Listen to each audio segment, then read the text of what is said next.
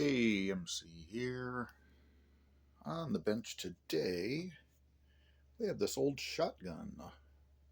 A friend of mine passed along to me to do a little video on, do some cleanup. It's probably more do the cleanup, but it's kind of a cool old thing, so I figured I'd share some of this.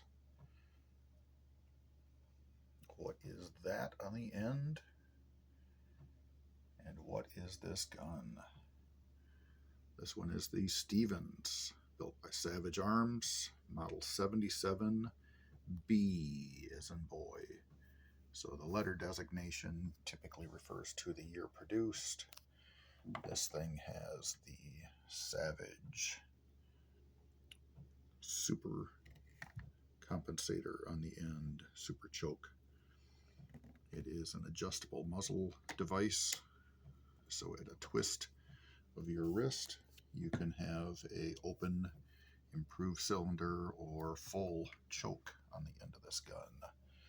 Let me get the camera in the stand. It will show you this firearm is clear and safe, no ammunition on the bench, and we'll get into doing a little bit of a review and breakdown and cleaning.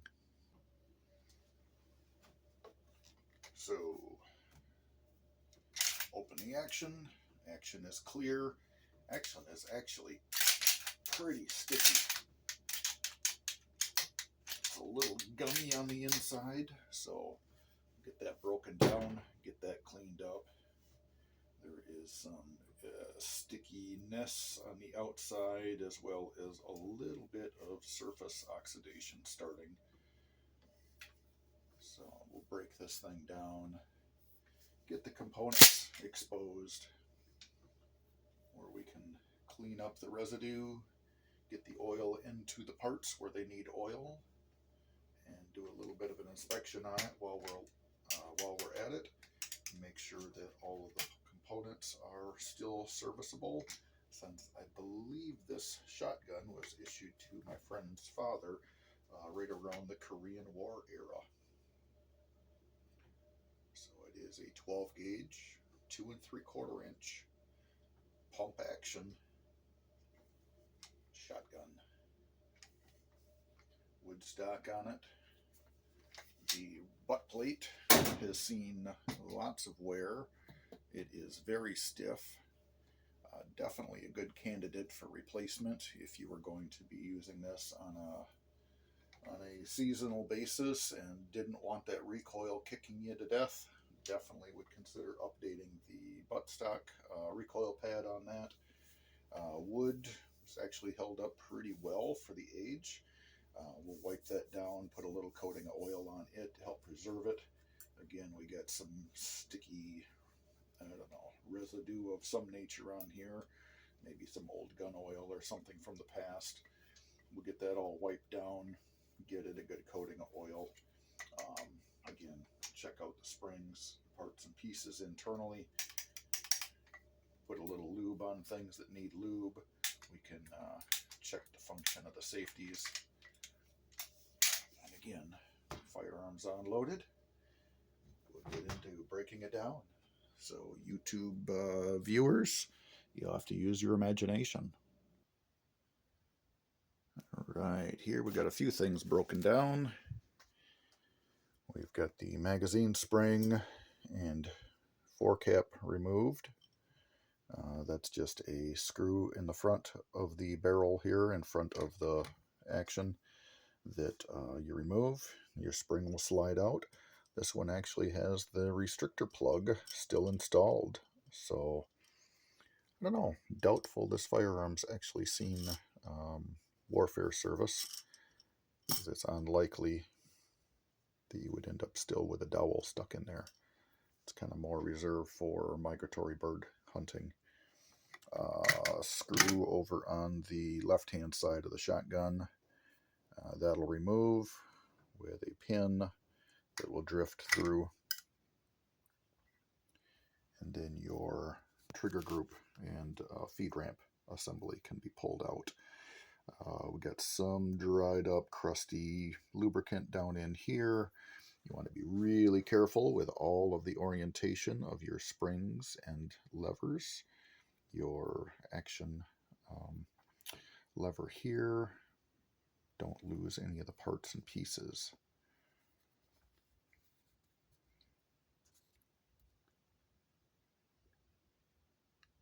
So it looks like a cast lower bottom end that is metal. It's not plastic.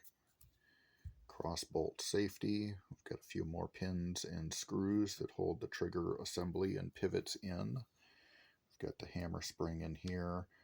Your hammer that will drive your firing pin on your bolt group.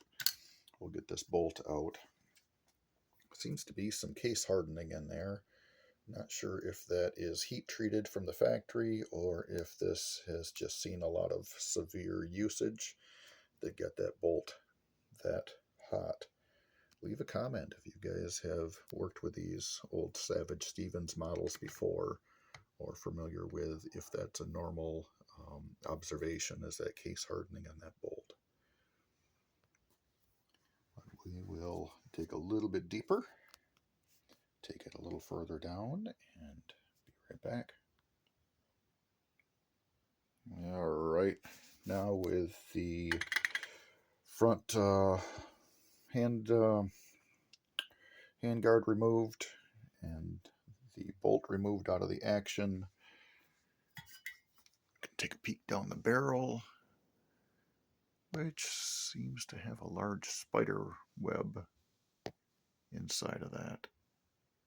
Well, we'll get that cleaned up. A lot of thick, pasty oil residues in the back half of the top of the receiver. So we'll get that cleaned up. Bolt assembly, pretty sticky, fair amount of carbon residue on it. We'll get that cleaned. I've got one of the extractors pulled already. Spring seems to be in good shape. The edge of the claw. Find another spot I can get a decent picture. Maybe. Anyway, looks like there is some wear on that. We'll figure that out when we get into the test firing stages. See if these need to be replaced or whether they do get a good purchase on the shell during ejection.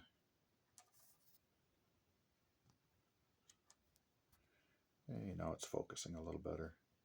Anyway, that's one side. The other side's still in place. Firing pin does move within the bolt. It's a little sticky, a little gummy, not too unexpected. Old powder residue and old oils in here. We'll get that cleaned up. The bolt and firing pin are typically held together with a drift pin. So to remove that is just use your drift pin tool or punch. Drive that little pin out, and you're going to be able to pull your firing pin to the rear.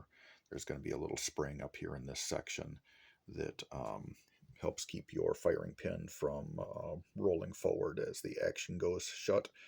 The spring inside of the bolt is to prevent any slam fires from the action closing. Keeps that firing pin rearward until your hammer strikes the firing pin.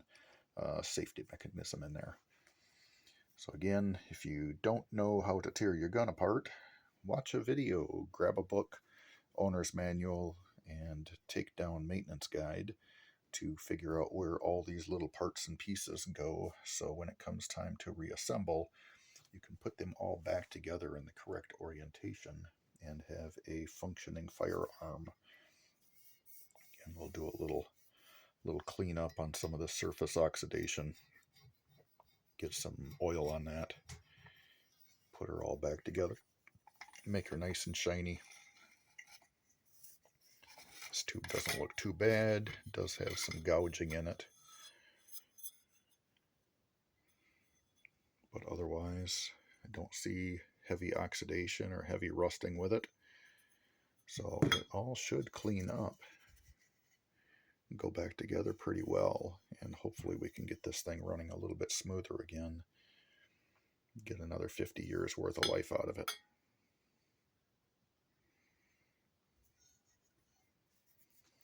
Next for the cleaning, rubber gloves might not be a bad idea either. Keep your beautiful fingernails from getting grime and grunge underneath them. My nails are way beyond help, so no worries there. And now, after some serious cleaning on this Stephen Savage model, you can tell the barrel is just pristine. Actually, no.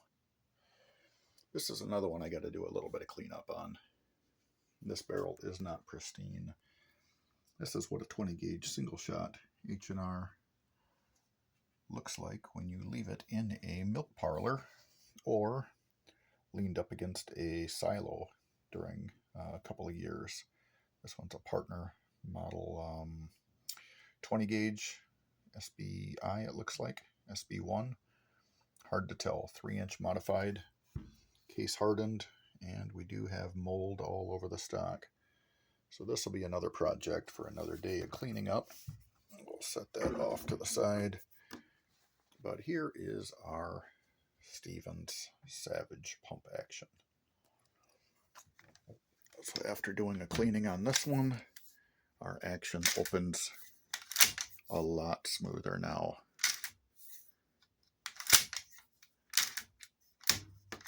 Still a touch sticky at the end, but I think after a little bit of use, get that oil worked in there, it will come back alive.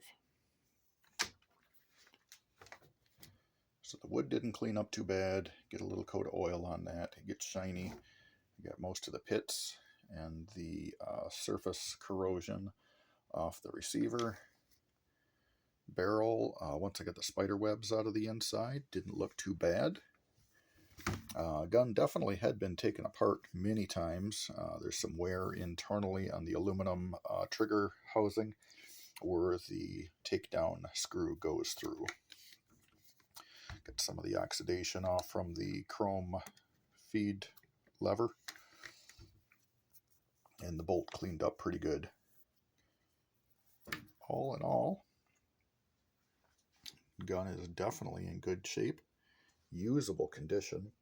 I didn't see any signs of extreme wear on any of the important parts inside of the trigger group or the firing mechanism. Did have a little difficulty getting this rear takedown screw to realign. So the trick with that is take the butt plate off, loosen up the rear screw that holds the action to the rear stock. That gives you a little bit more slack. Takes the tension off from this joint here. So your pivot pin or your takedown pin and your takedown screw then will line right back up really slick. But all in all, a little oil, a little love, good to go for the next generation or two.